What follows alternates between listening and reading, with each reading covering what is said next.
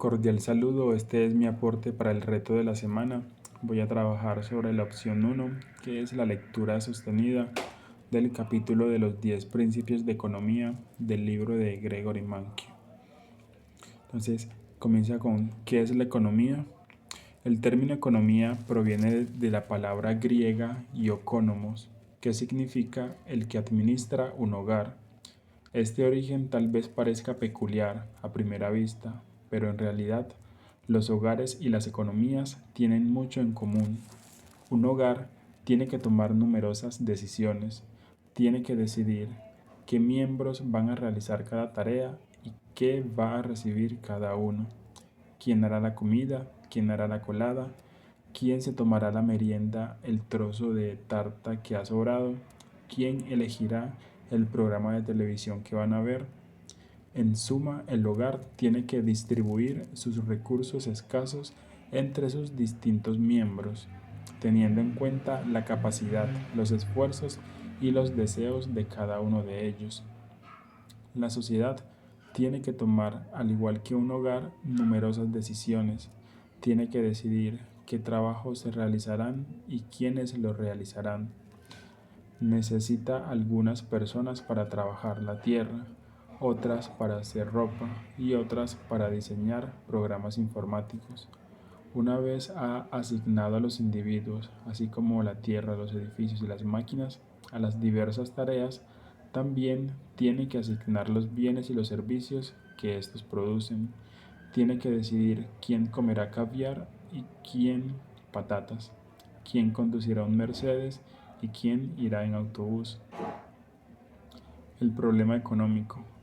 Estas decisiones representan en síntesis el problema económico. Toda sociedad tiene que responder tres preguntas. ¿Qué bienes y servicios se deben producir? ¿Cómo se deben producir estos bienes y servicios? ¿Quién debe recibir los bienes y los servicios que se han producido? Sería fácil responder a esas preguntas si hubiera tantos recursos que la sociedad pudiera producir todo lo que quisieran sus ciudadanos, pero no es así. La sociedad nunca tendrá suficientes recursos para producir los bienes y los servicios que satisfacen los deseos y las necesidades de sus ciudadanos.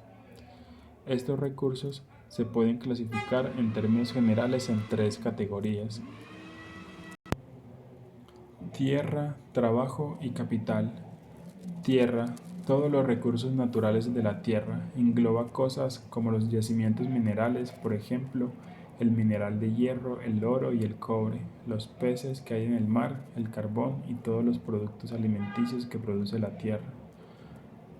En su obra Principios de Economía, Política y Tributación de David Ricardo, se refiere a la tierra con la expresión fuerzas originarias e indestructibles del suelo. Trabajo. El trabajo humano, tanto mental como físico, que se realiza en la producción, un trabajador de una fábrica que produce herramientas de precisión, un banquero inversor, un barrendero, un maestro, todos ellos forman trabajo. Capital. El equipo y las estructuras que se utilizan para producir bienes y servicios. Los bienes de capital engloban la maquinaria de las fábricas, los edificios, los tractores, los ordenadores, los hornos de cocina, todo aquello en lo que el bien no se utiliza por sí mismo, sino por su aportación a la producción. Escasez y elección. Las sociedades tienen que gestionar los recursos que poseen. La gestión de los recursos de la sociedad es importante porque estos son escasos. La escasez significa que la sociedad tiene unos recursos limitados y por tanto no puede producir todos los bienes y servicios que desean tener los individuos. De la misma manera que un hogar no puede dar a todos y a cada uno de sus miembros todo lo que deseen, una sociedad no puede dar a todos y cada uno de los individuos el máximo nivel de vida al que aspiran. La economía es el estudio del modo en que la sociedad gestiona sus recursos escasos e intenta responder a las tres preguntas fundamentales que hemos señalado antes. En la mayoría de las sociedades, La asignación de recursos es fruto de las acciones conjuntas de millones de hogares y de empresas por medio de un sistema de mercado. Los economistas estudian el modo en que toman decisiones las personas, cuánto trabajan, qué compran, cuánto ahorran y cómo invierten sus ahorros. También estudian el modo en que se interrelacionan. Por ejemplo, examinan la forma en que la multitud de compradores y vendedores de un bien determinan conjuntamente el precio al que se vende este y la cantidad que se vende. Analizan las fuerzas y las tendencias que afectan a la economía en su conjunto, entre las cuales se encuentra el crecimiento de la renta media, la proporción de la población que no encuentra trabajo y la tasa a la que suben los precios. Aunque el estudio de la economía tiene numerosas facetas, está unificado por varias ideas fundamentales. En el resto de este capítulo examinamos los 10 principios de la economía. No se preocupe el lector, no se preocupe el lector si no los comprende todos al principio o si no le parecen totalmente convenientes. En los siguientes capítulos analizaremos estas ideas más extensamente. Aquí introducimos los 10 principios simplemente para ofrecer una visión panorámica del objeto de estudio de la economía. Considere este capítulo como un avance en las próximas atracciones. ¿Cómo toman decisiones los individuos? Una economía no tiene nada misterioso, independientemente de qué nos refiramos a la economía de un grupo de países como la Unión Europea o a la economía de un país como la India o la economía de todo el mundo. Una economía no es más que un grupo de personas que se interrelacionan en su vida diaria. La economía se refiere a todas las actividades relacionadas con la producción e intercambio que se realizan diariamente, es decir, a todas las compras y todas las ventas. El nivel de actividad económica se refiere a la cantidad de compras y de ventas que se realizan en la economía durante un periodo de tiempo. Como la conductora de una economía refleja como la conducta de una economía refleja la conducta de los individuos que la componen, iniciamos nuestro estudio del análisis económico con 4 principios por los que se rigen los individuos para tomar decisiones. Primer principio: los individuos se enfrentan a disyuntivas. Hay un viejo dicho común entre los economistas que resume la primera lección sobre la toma de decisiones: el que algo quiere, algo le cuesta. Para conseguir lo que nos gusta, normalmente tenemos que renunciar a otra cosa que también nos gusta. Tomar decisiones es elegir entre los bienes y un objetivo y los de otro. Consideremos el caso de un estudiante que tiene que decidir cómo va a repartir su recurso más valioso, su tiempo. Puede dedicarlo todo a estudiar economía, lo cual le reportará beneficios como una cualificación más alta. Puede dedicarlo todo a disfrutar actividades de ocio, lo cual le reportará otros beneficios. O puede repartirlo entre las dos actividades, pero por cada hora que estudia, renuncia a una hora que podría dedicar a ir al gimnasio, a montar bicicleta, a ver televisión, a echarse la siesta o a trabajar a tiempo parcial a fin de tener algún dinero más para sus gastos. Consideremos el caso de los padres que tienen que decidir cómo van a gastar la renta familiar. Pueden comprar alimentos, ropa o unas vacaciones familiares, o pueden ahorrar una parte de esa renta para cuando se jubilen, o quizás para ayudar a sus hijos a comprar una casa o un apartamento cuando crezcan. Cuando deciden gastar un euro más en uno de estos bienes, tienen un euro menos para gastar en algún otro. Cuando los individuos se agrupan en sociedades, se enfrentan a diferentes tipos de disyuntiva. La clásica es la disyuntiva entre el gasto en defensa y el gasto en alimentos. Cuanto más gastamos en defensa nacional para proteger a nuestro país de los agresores extranjeros, menos podemos gastar en bienes de consumo. Para mejorar nuestro nivel de vida, En la sociedad moderna también es importante la disyuntiva entre un medio ambiente limpio y un elevado nivel de renta. La legislación que obliga a las empresas a reducir la contaminación eleva el coste eleva el coste de la producción de bienes y servicios. Al ser más altos los costes, estas acaban obteniendo menos beneficios, pagando unos salarios más bajos, cobrando unos precios más altos o las tres cosas a la vez. Por tanto, aunque la legislación sobre la contaminación es beneficiosa porque consigue un medio ambiente más limpio y como consecuencia mejora la salud, también tiene un coste, reduce la renta de los propietarios de las empresas y de los trabajadores y sus clientes. La sociedad también se enfrenta a otra disyuntiva entre la eficacia y la equidad. La eficiencia significa que la sociedad extrae lo máximo posible, dependiendo de cómo se defina eso, de sus recursos escasos. La equidad significa que los beneficios de estos recursos se están distribuyendo equitativamente entre los miembros de la sociedad.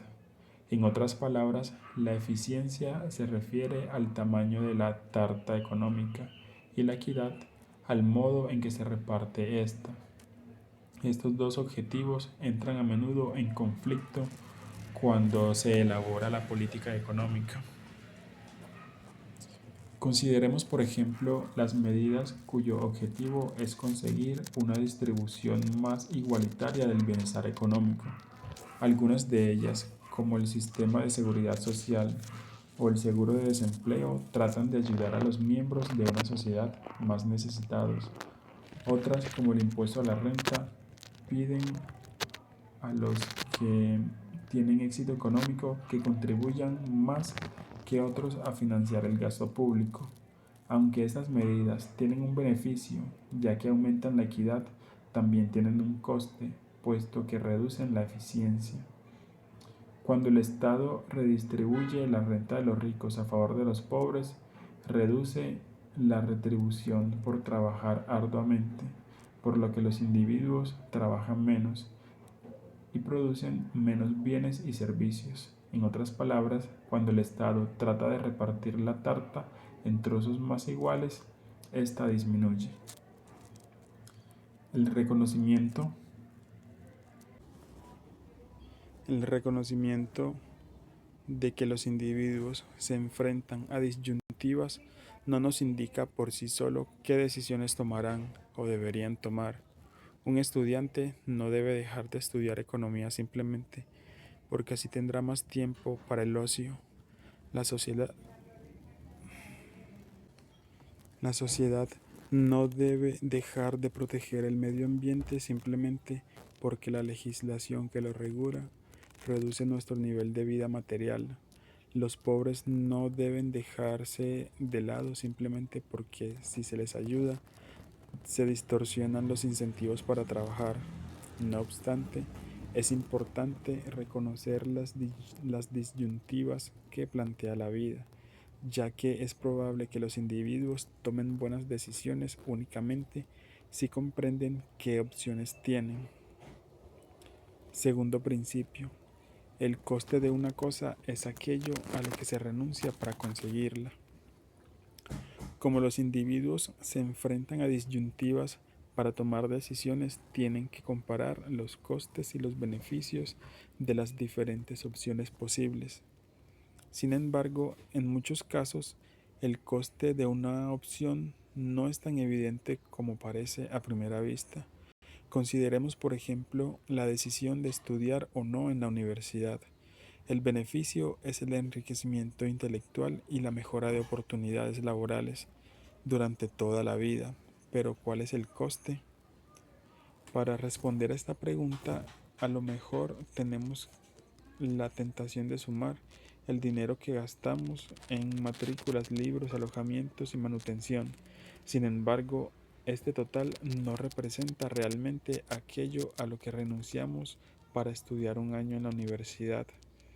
El primer problema de esta respuesta es que incluye algunas cosas que no son realmente costes de estudiar en la universidad.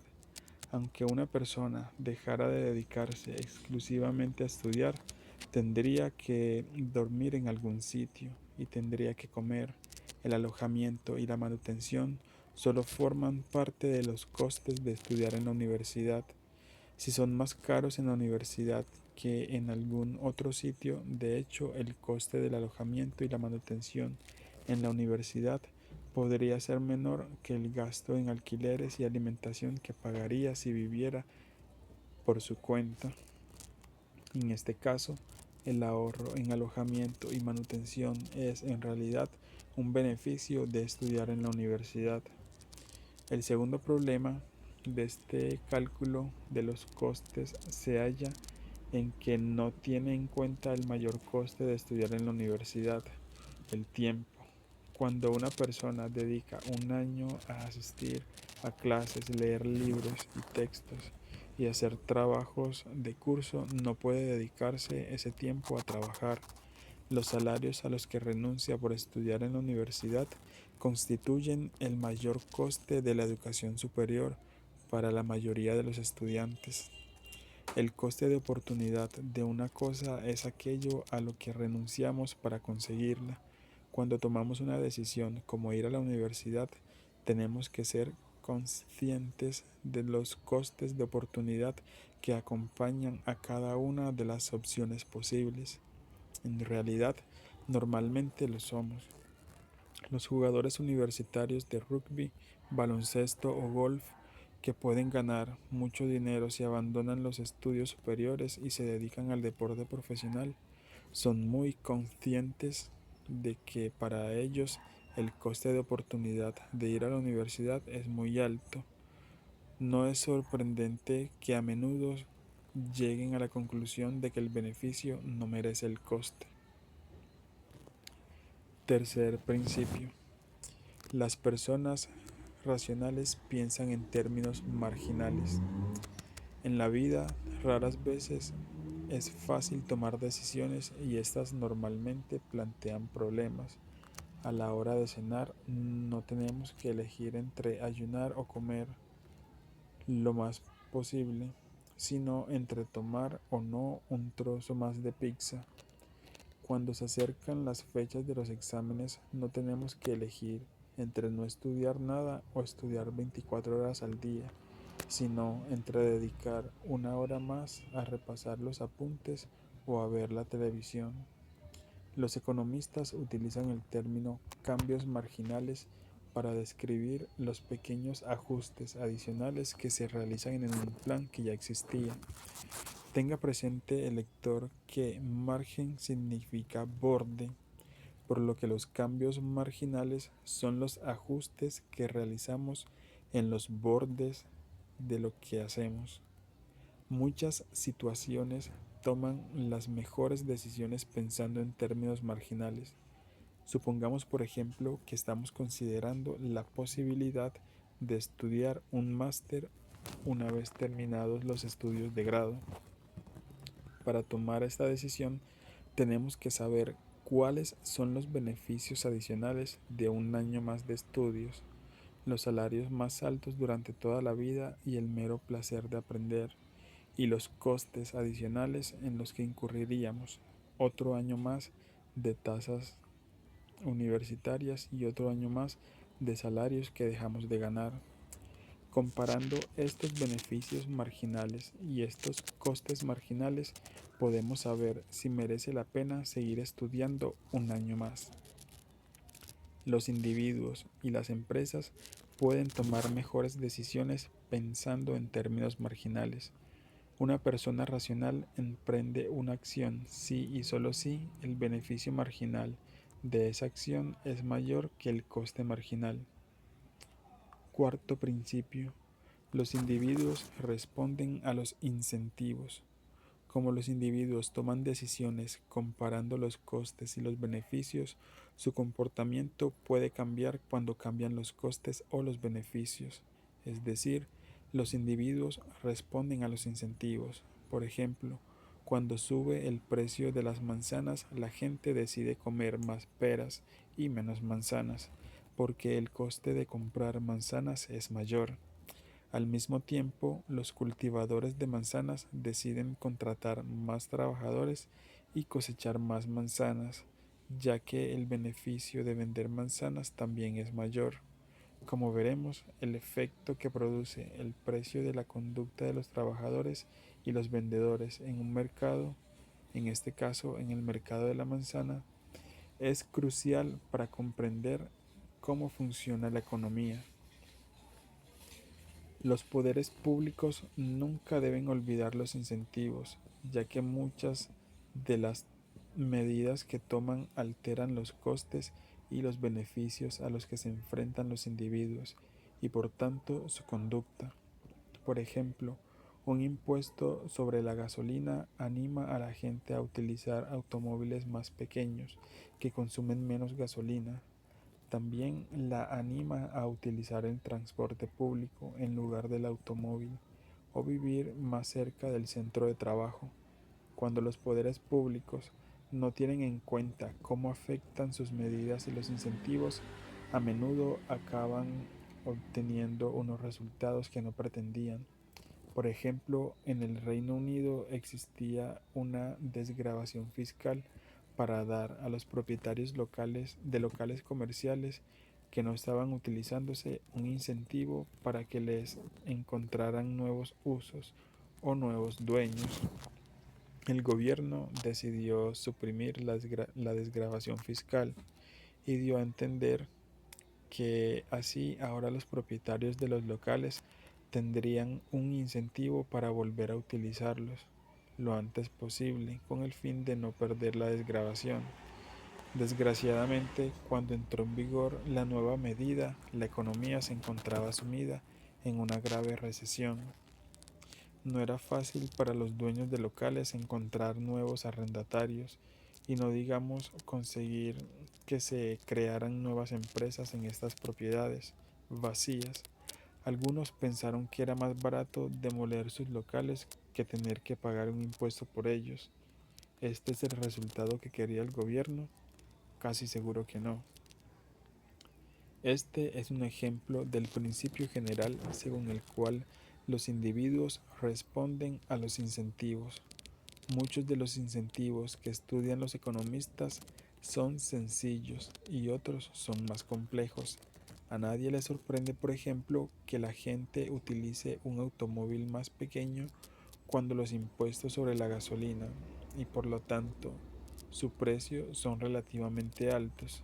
Sin embargo, como pone de manifiesto el ejemplo de la supresión de las desgravaciones fiscales por los locales comerciales vacíos, las medidas que toman los gobiernos pueden producir unos efectos que no son obvios de antemano.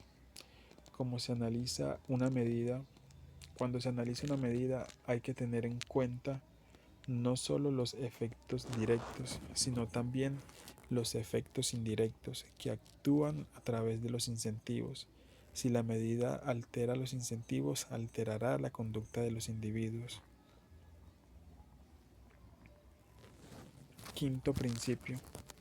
El comercio puede mejorar el bienestar de todo el mundo. Estados Unidos y China son competidores de Europa en la economía mundial.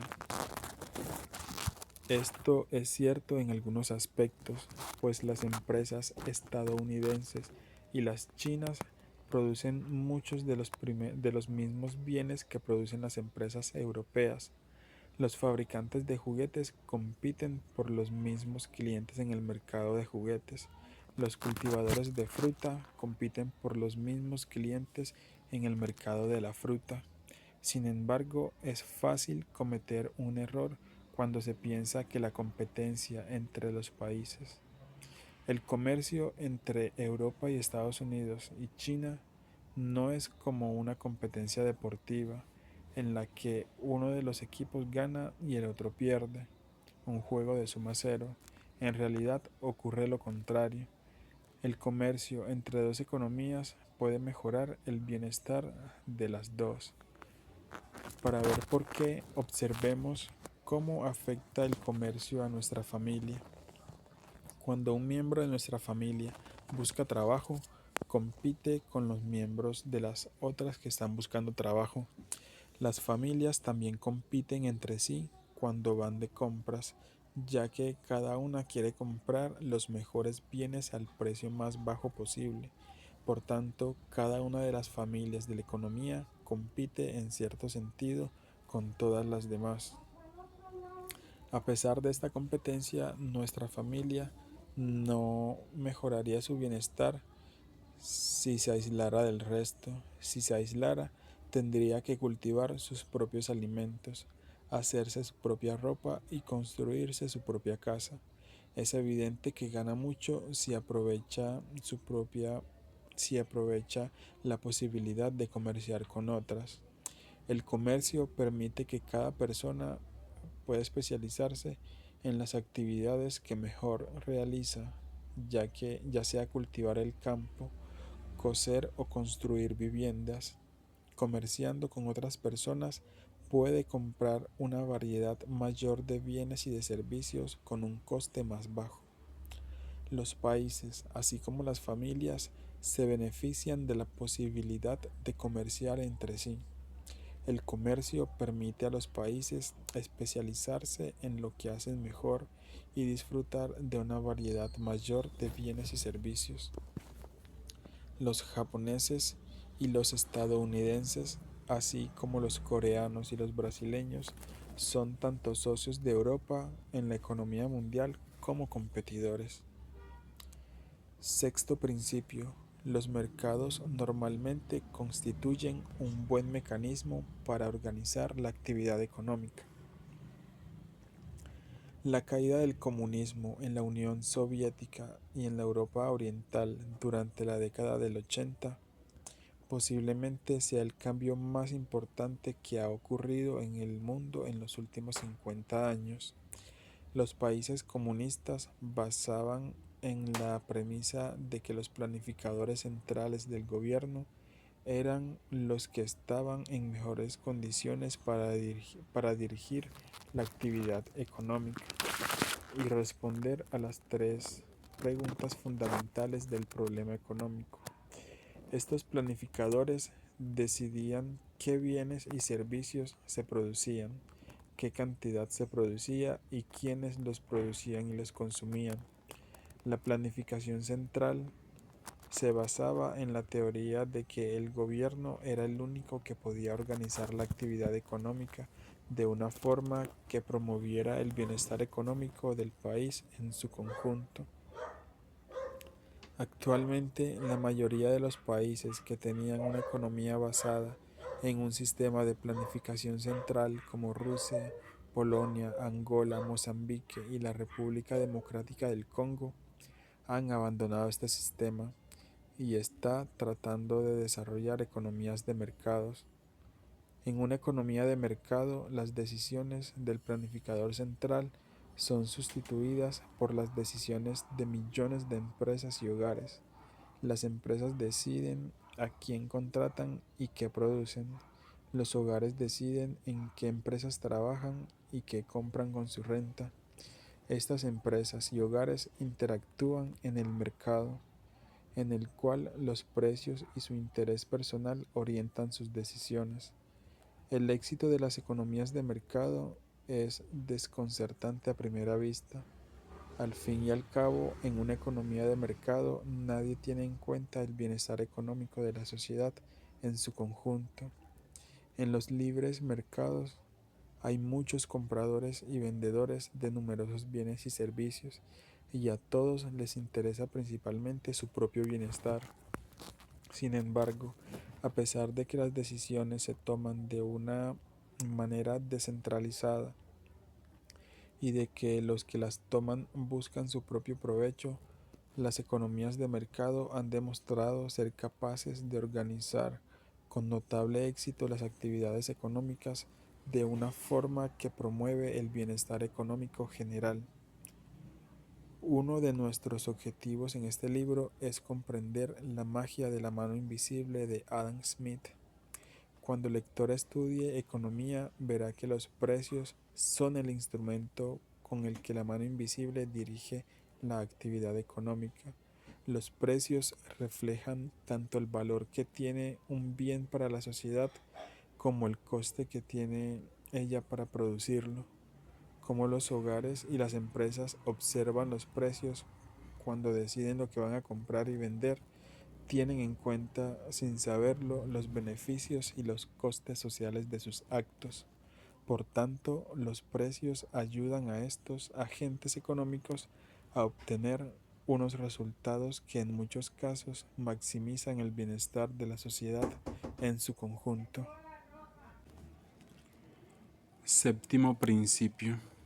El Estado puede mejorar a veces los resultados del mercado. Si la mano invisible del mercado es tan maravillosa, ¿por qué necesitamos al Estado? Una de las respuestas es que la mano invisible necesita al Estado para protegerla. Los mecanismos solo funcionan si se hacen respetar los derechos de propiedad. Un agricultor no cultivará nada si espera que le roben la cosecha y un restaurante no servirá almuerzos si no tiene la seguridad de que los clientes no se irán sin pagar. Todos recurrimos a la policía y a los tribunales que ponen a nuestra disposición el Estado para que velen por nuestros derechos sobre las cosas que producimos. Hay, sin embargo, otra respuesta a la pregunta de por qué necesitamos al Estado. Aunque los mercados normalmente constituyen un buen mecanismo para organizar la actividad económica, existen algunas importantes excepciones. Hay dos grandes razones por las que el Estado debe intervenir en la economía para promover la eficiencia y la equidad. Es decir, la mayoría de las medidas económicas tienen por objeto agrandar la tarta económica o cambiar la manera en que se reparte.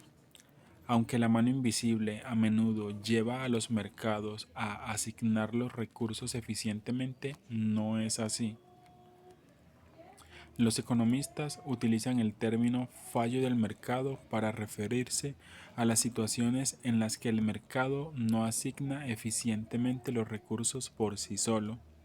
Una de las causas posibles de los fallos del mercado son las externalidades, que son los efectos que producen los actos de una persona en el bienestar de otra y, y a la que no le compensa por ello. Por ejemplo, un ejemplo clásico es un coste externo es la contaminación. Otra de las causas posibles de los fallos del mercado es el poder de mercado, que se refiere a la capacidad de una persona o una empresa o un grupo de empresas para influir indebidamente en los precios de mercado. Cuando hay un fallo de mercado, la política bien diseñada, cuando hay un fallo de mercado, una política bien diseñada puede mejorar la eficiencia económica. La mano invisible también puede no garantizar la distribución equitativa de la propiedad económica. Una de las tres grandes preguntas, una de las tres preguntas a las que tiene que responder la sociedad es ¿quién recibe lo que se produce? Una economía de mercado retribuye a los individuos según su capacidad para producir cosas que otros están dispuestos a pagar. El mejor jugador de fútbol del mundo gana más que el mejor jugador de ajedrez del mundo, simplemente porque la gente está dispuesta a pagar más por ver un partido de fútbol que por ver una partida de ajedrez. Esa persona está recibiendo más de lo que produce como consecuencia de lo que gana. La mano invisible no garantiza que todo el mundo La mano invisible no garantiza a todo el mundo suficientes alimentos, una ropa decente y una asistencia sanitaria adecuada. Muchas de las medidas que toman los poderes públicos, como los impuestos sobre la renta y el sistema de seguridad social, pretenden conseguir una distribución más equitativa de bienestar económico. Decir que el Estado puede mejorar a veces los resultados del mercado no significa que siempre los mejore. Las medidas no son tomadas por ángeles, sino que son el fruto de un proceso político que dista de ser perfecto. Algunas veces su único objetivo es recompensar a los que tienen poder político. Otras son tomadas por gobernantes bien intencionados que no están totalmente informados. Uno de los objetivos del estudio de la economía es ayudar a saber cuándo es justificable la política de un gobierno para promover la eficiencia o la equidad y cuándo no. ¿Cómo funciona la economía en su conjunto? Hemos comenzado viendo cómo toman decisiones los individuos y a continuación hemos visto cómo interactúan. Todas estas decisiones e interacciones constituyen la economía. Los tres últimos principios de los 10 se refieren al funcionamiento de la economía en su conjunto. La microeconomía y la macroeconomía. La economía se estudia en diferentes niveles. Los 7 primeros principios implican el estudio de las decisiones de los hogares y de las empresas, así como su interacción en los mercados de bienes y servicios. En los 3 últimos principios examinaremos el funcionamiento de la economía en su conjunto, que es simplemente la suma de las actividades que realizan todos los agentes económicos en todos los mercados. Desde la década de 1930 aproximadamente, el campo de la economía se ha dividido tradicionalmente en dos grandes subcampos. La microeconomía es el estudio del modo en que toman decisiones los hogares y las empresas y de la forma en que interactúan en el mercado. La macroeconomía es el estudio de los fenómenos que afectan al conjunto de la economía. Un microeconomista podría estudiar los efectos de un impuesto sobre el uso del automóvil para reducir el tráfico en el centro de la ciudad, las consecuencias de la competencia extranjera para la industria automovilística europea o el modo en que influyen la posesión de estudios universitarios en lo que gana una persona a lo largo de su vida. Un macroeconomista podría estudiar los efectos del endeudamiento del Estado, la evolución de la tasa de desempleo en una economía o distintas medidas para aumentar el crecimiento del nivel de vida de un país. La microeconomía y la macroeconomía están estrechamente relacionadas entre sí. Como los cambios de la economía agregada son el resultado de las decisiones de millones de personas, es imposible comprender los fenómenos macroeconómicos sin examinar las decisiones microeconómicas correspondientes. Por ejemplo, un macroeconomista podría estudiar la repercusión de la reducción del impuesto sobre la renta en la producción total de bienes y servicios de una economía. Para analizar esta cuestión tendría que preguntarse cómo afecta la reducción del impuesto a las decisiones de los hogares sobre su cantidad de gasto en bienes y servicios. A pesar de la relación inherente entre la microeconomía y la macroeconomía, los dos campos son distintos. En economía, tal vez parezca lógico comenzar por la unidad más pequeña. Sin embargo, esa manera de proceder no es ni necesaria ni siempre la mejor. Como la microeconomía y la macroeconomía abordan cuestiones diferentes, a veces adoptan enfoques distintos y se suelen enseñar en cursos separados. Un concepto fundamental en macroeconomía es el crecimiento económico, que es el aumento porcentual del número de bienes y servicios producidos en una economía durante un periodo de tiempo y que normalmente se expresa trimestral o anualmente. Octavo principio. El nivel de vida de una economía depende de su capacidad para producir bienes y servicios. La tabla 1,1 muestra el Producto Interior Bruto de un La tabla 1.1 muestra el Producto Interno Bruto per cápita de la población de algunos países expresado en dólares. Está claro que en muchas de las economías avanzadas la renta per cápita es relativamente alta. En Noruega es de 98.102 dólares, cifra envidiable. En los Países Bajos es 50.087 dólares y en Alemania 43.689 dólares. Si nos alejamos de las prósperas economías de Europa Occidental, comenzamos a observar la existencia de unas diferencias de renta y de niveles de vida en todo el mundo que son bastante asombrosas. Por ejemplo, en Yemen, la renta media es de 1.361 dólares y en Afganistán solo representa algo más de un 0,5% de la renta per cápita de Noruega. Como cabría esperar, esta enorme diferencia en renta media se refleja en algunos de los indicadores de la calidad de vida y del nivel de vida. Los ciudadanos de los países de renta alta tienen mejor nutrición, mejor asistencia sanitaria y mejor esperanza de vida que los ciudadanos de los países de renta baja, así como los televisores, más artilugios y más automóviles. El nivel de vida también varía significativamente a lo largo del tiempo.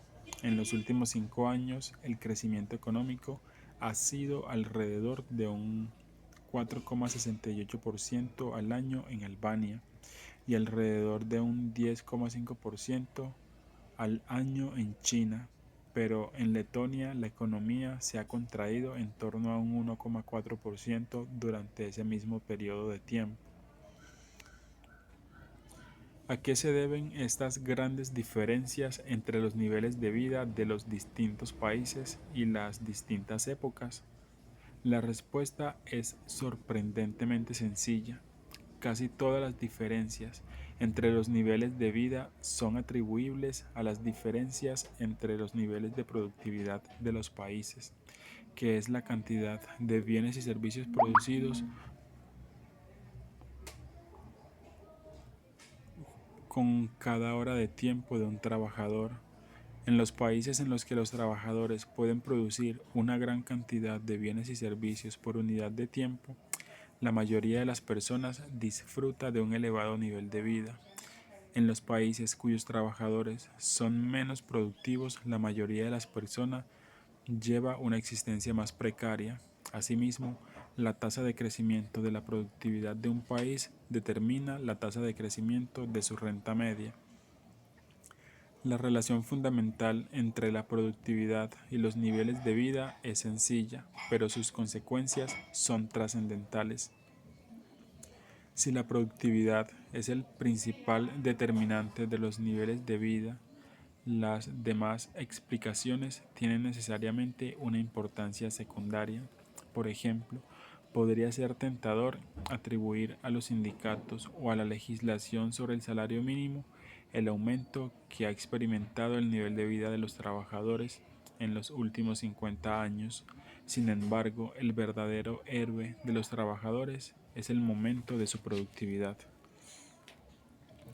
La relación entre la productividad y los niveles de vida también tiene profundas consecuencias para la política económica. Cuando nos preguntamos cómo afectará una medida cualquiera a los niveles de vida, la pregunta fundamental es cómo afectará a nuestra capacidad para producir bienes y servicios.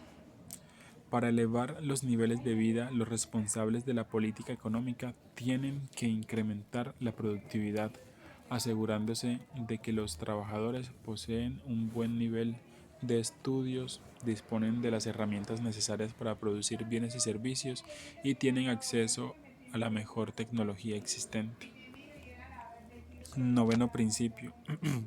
Los precios suben cuando el gobierno imprime demasiado dinero. En Zimbabue, la inflación en marzo de 2007 fue de 2.200%. Eso significa que un bien cuyo precio era equivalente a 2,99 dólares zimbabuenses en marzo de 2006 valía 65,78, solo 12 meses después o más tarde.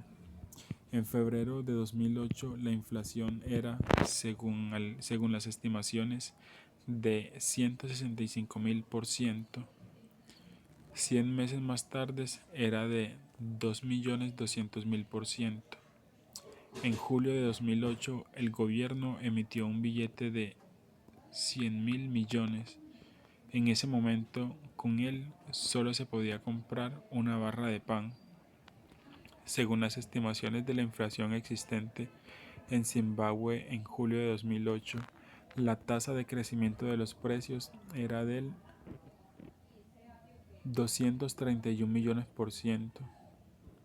En enero de 2009, el gobierno emitió billetes de 10, 20, 50 y 100 billones. Billones es 100 seguido de 12 ceros. Este episodio es uno de los ejemplos más espectaculares de inflación de la historia, una subida de nivel general de precios de la economía. La inflación alta es un problema porque impone algunos costes a la sociedad.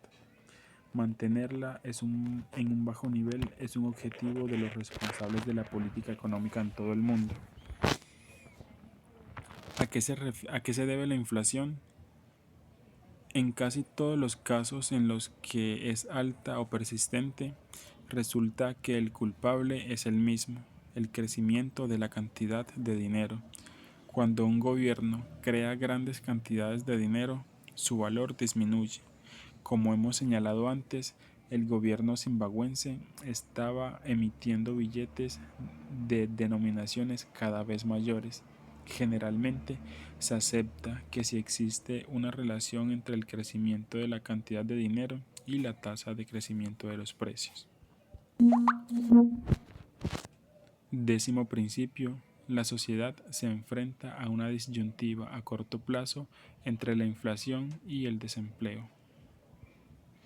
Cuando el gobierno aumenta la cantidad de dinero que hay en la economía, uno de los resultados es la inflación. Otro, al menos a corto plazo, es la disminución del nivel de desempleo. La curva que muestra esa disyuntiva a corto plazo entre la inflación y el desempleo se denomina curva de Phillips, en honor al economista que primero examinó cuando trabajaba en la London School of Economics. La curva de Phillips sigue siendo un tema controvertido para los economistas, pero actualmente la mayoría acepta la idea de que la sociedad se enfrenta a una disyuntiva a corto plazo entre la inflación y el desempleo. Esto significa sencillamente que en un periodo de 1 o 2 años, muchas medidas económicas influyen en la inflación y en el desempleo en sentido contrario. Las autoridades económicas se enfrentan a esta disyuntiva independientemente de que los niveles de inflación y de desempleo comiencen siendo altos, comiencen siendo bajos o se encuentren en una situación intermedia. La disyuntiva entre la inflación y el desempleo solo es temporal, pero puede durar varios años. Por tanto, la curva de Phillips es fundamental para comprender mucho de lo que ocurre en la economía. En particular, es importante para comprender el ciclo económico, que son las fluctuaciones irregulares y en gran medida impredecibles de la actividad económica, medidas por el número de personas ocupadas o por la producción de bienes y servicios. Los responsables de la política económica pueden explotar esta disyuntiva a corto entre la inflación y el desempleo utilizando diversos instrumentos, alterando la cantidad que gasta el Estado, la cantidad que recauda en impuestos y la cantidad de dinero que imprime. Pueden influir en la combinación de inflación y desempleo que experimenta la economía. Como estos instrumentos de la política monetaria y fiscal pueden ser muy poderosos, el modo en que se deben utilizar para controlar la economía en cada caso que deban utilizarse es objeto de continuos debates. Prueba. ¿Qué diferencia existe entre la microeconomía y la macroeconomía? Conclusiones. Ahora que ya tiene el lector alguna idea de qué es la economía, en los capítulos siguientes expondremos muchas ideas específicas sobre los individuos, los mercados y las economías. Para dominarlas será necesario esforzarse algo, pero no es una tarea ardua. El campo de la economía se basa en unas cuantas ideas básicas que se pueden aplicar en muchas situaciones diferentes.